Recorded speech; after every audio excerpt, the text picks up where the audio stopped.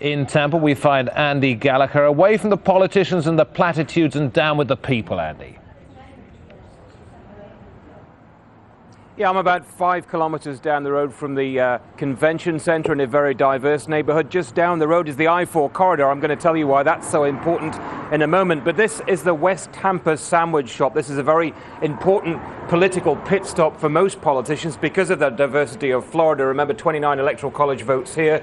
All around here is a very mixed neighborhood. Hispanics, new immigrants, traditional Americans. But once you get inside here, you can see why so many people stop in this area. All along the walls here, you can see pictures of former presidents. All the politicians come here.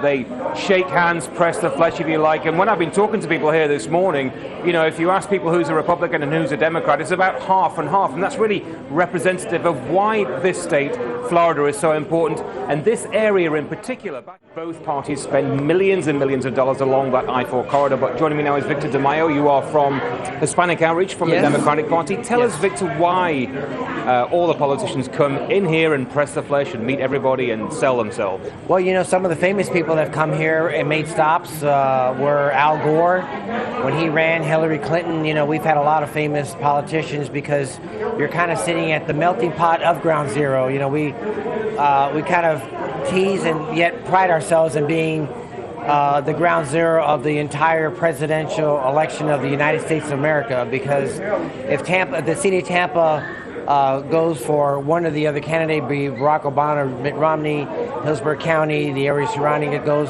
that way, the Tampa Bay area, Central Florida, then the entire election of the United States is won or lost right here. Now, one of the big issues in Florida has been voter disenfranchisement, particularly aimed at black and Latino voters. What's your take on that? Governor Scott here has shortened the time that people can early vote, made them produce identifications, in some cases made themselves prove that they are citizens. Well, when Governor Scott ran in the off-year election a year and a half ago, he ran on two platforms.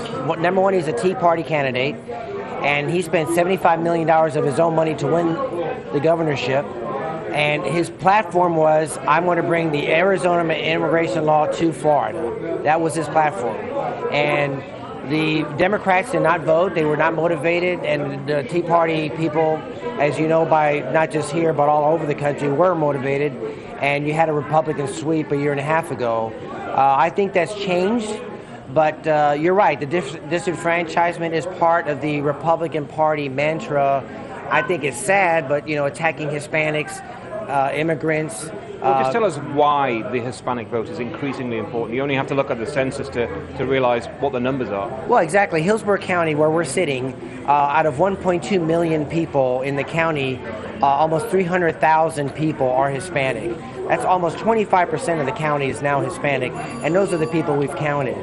So that's a huge, almost 100% population break from the last two censuses. So it's even surpassed the black population in the county. So even myself, I worked for the Census Bureau in 1990. We knew this was going to happen, and even the United States is going to be more brown than white. So that's great, Victor. Thank you very much. Well, that just gives you a sense of why this area is so important. And I can tell you, all morning we've been in this West Tampa Sandwich Shop, and there have been plenty of heated conversations about politics.